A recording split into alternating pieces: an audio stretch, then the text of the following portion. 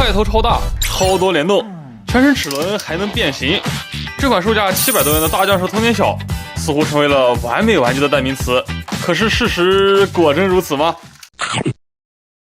变形金刚看鲨鱼与您分享好玩具。Hello， 各位亲爱的观众朋友，我是鲨鱼头。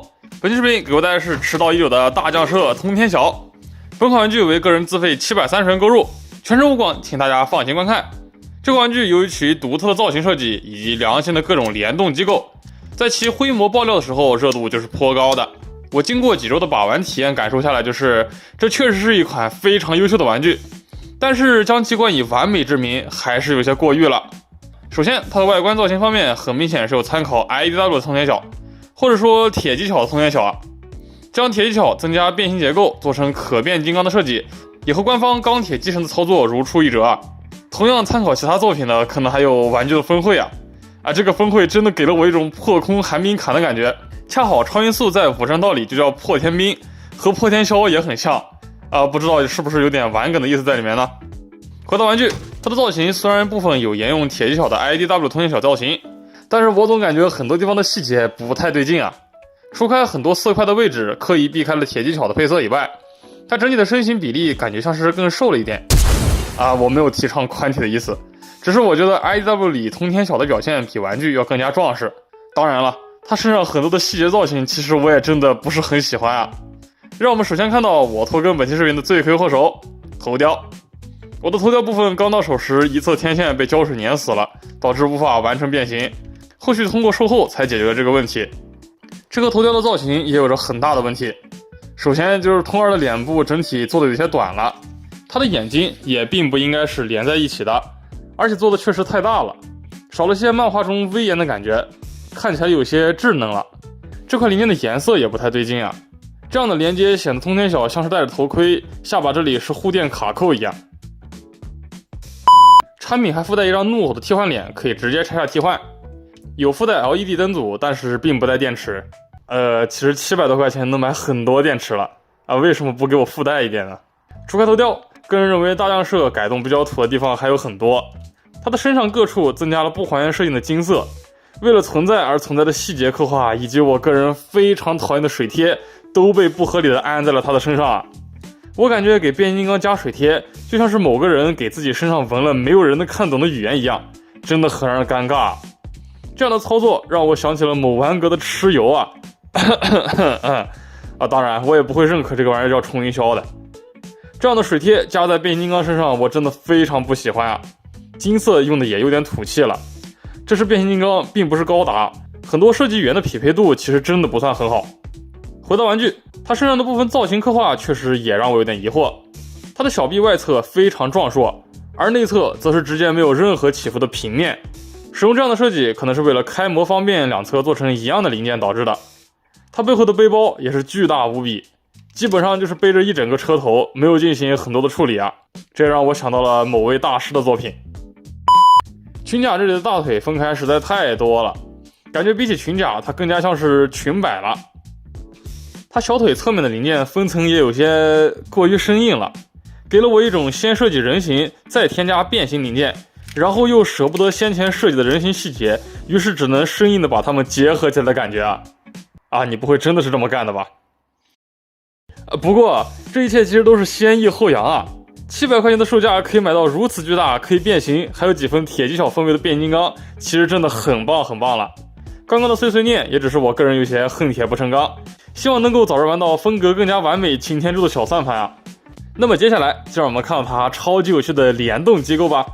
联动关节共有4处，第一处为肩膀的炮管伸长，炮管伸长后枪管露出，两侧的枪体分开，内部的红色透明零件也给人一种蓄势待发的感觉，搭配上炮管的可动关节，可以摆出随时准备发射的战斗姿态这个肩炮的设计真的很帅但是还是记得拿我买玩具的钱多买点胶水吧，大洋社也别往我的天线里面滴胶水这个联动不知道为什么有的时候会莫名卡住一下，把玩一段时间就会稍微好一点。第二处联动为肩膀侧面的火炮，只需要简单按压就可以解锁装甲，露出内部的弹体。内部的炮弹如果可以做得更长一点，那就更加好了。第三处联动则是胸甲内部的领导模块仓，只需要先将蓝色零件解锁，向上抠开就可以解锁联动，将领导模块献给补天士了。领导模块内也附带了灯组，但是也依旧缺少电池。灯组和内部零件尺寸有些差异，摇晃起来会有点声响。不过也不太重要了啊，反正你也拉不开领导模块嘛。第4处则是肩膀侧面的银色部位，抬起后就可以露出内部的弹体。总之，这3处联动在灰模阶段就真的很吸引我啊，这也基本上是促使我购买这款产品的最大原因。这款大降射通天晓的可动也是非常优秀的，但是它也同样存在着一点问题啊。头部球关360度，可以抬头、低头和侧头。肩膀可以旋转，也可以弯折。肩膀平台90度，旋转360度。由于变形结构原因，肩膀还有下压关节以及蝴蝶关节。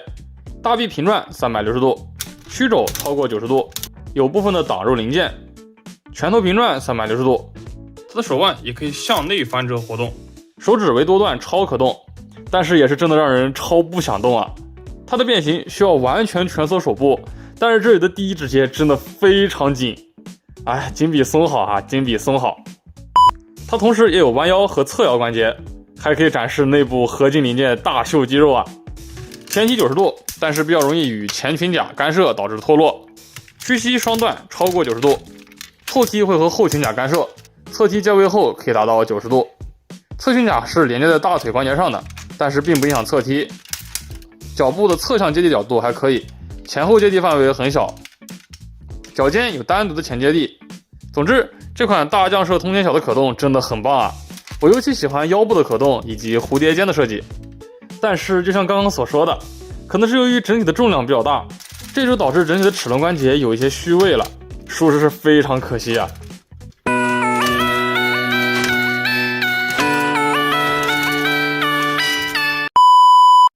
当然，这样的关节举起这把巨大的昊天锤就更加危险了。武器配件方面包含一把大锤子和一把大枪，这个锤子真的不是一般的大，前侧的尖刺锐度也比较高，感觉真的可以拿来当杀人凶器了。我拿它锤了一下自己的头，还是挺疼的。锤子的握柄为齿轮关节，可以活动，方便搭载在载具模式下。后侧的喷口为球关，可以小范围调整角度。锤子通过插槽和手指关节握持的其实还是很紧实的，只是因为锤子的重量实在太大，这就导致握持锤子的时候手腕会乱转了。大枪的握持很牢固，不会发生这个问题啊。大枪和锤子虽然都不是大空壳，比较有分量，但是也都没有什么灯光玩法，比较可惜啊。那么如果到目前为止这款大降射通天晓已经很让你喜欢的话，那么你也一定会喜欢它的变形过程。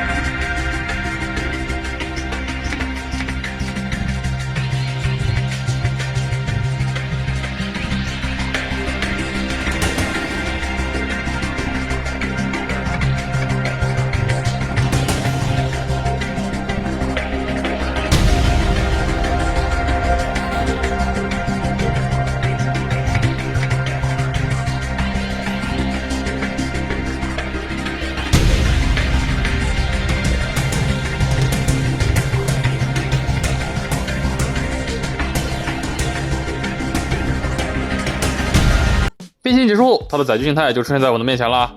半真实造型的载具，个人认为还是比较帅气的。武器也可以搭载在卡车形态下，不过锤子的结合有些过于紧了，需要用很大的力气啊。它的变形也同样需要用很大的力气才能够完成。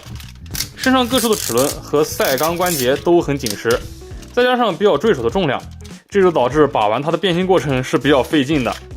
变形小腿时最好先扣合膝盖，再扣合脚部盖板，这样更加方便定位。小腿侧面的盖板以及手臂和膝盖结合的关节，第一次变形的时候真的超级紧啊！我真的是用尽了吃奶的力气才将它们扣合。第二次变形的时候松紧程度就好了很多。肩膀侧面的旋转设计非常有趣，但是在载具形态下这里有点缺少卡扣，比较依赖手臂卡扣的结合稳定性。肩炮在载具形态下也可以活动，两处联动也依旧可以使用。车头有单独的转向关节，很好评啊！载具整体的滚动性也还是很不错的。简单变形后也可以出现一个基地形态啊，只能说是聊胜于无吧。它的头部滑槽这里有一个卡位，这就导致人形头部滑到最底部的时候会被这个卡位卡死，往外拔的时候就非常费力了。总之，这款大酱式通天晓的人形外观造型虽然有着我不喜欢的水贴和不尽人意的头雕表现，但是它整体还是蛮帅气的。联动玩法虽然有一点小问题，但是也绝对是瑕不掩瑜的。整体可动很出色，但是部分零件的虚位对于大重量的玩具而言有些难受。武器配件体积很大，还是蛮扎眼的。这样优秀外观的玩具也不仅是花瓶，它整体的变形设计还是很有亮点的。载具形态尚可，滚动性也比较优秀。它的综合素质对于700元的价格而言，我觉得虽然略有瑕疵，但是整体的性价比真的非常棒了。类铁技巧的造型风格以及钢铁机神的处理，我还是很喜欢的。官方近几年也不打算出钢铁机神的擎天柱了，所以我还是很期待大酱社后续同系列产品的表现的。希望后续产品可以有更多变形金刚的味道，少点金色，少点水贴。有机会的话，请联系我送我点测评券啊！希望本期视频有能帮助到您。好的，那么这是本期视频的全部内容了，感谢您的观看。如果说你喜欢我的视频，可以长点赞，一键3连，关注我，这对我真的很重要。我是沙头，希望带给您更好的魔玩分享视频。我们下期视频再见啦，拜拜。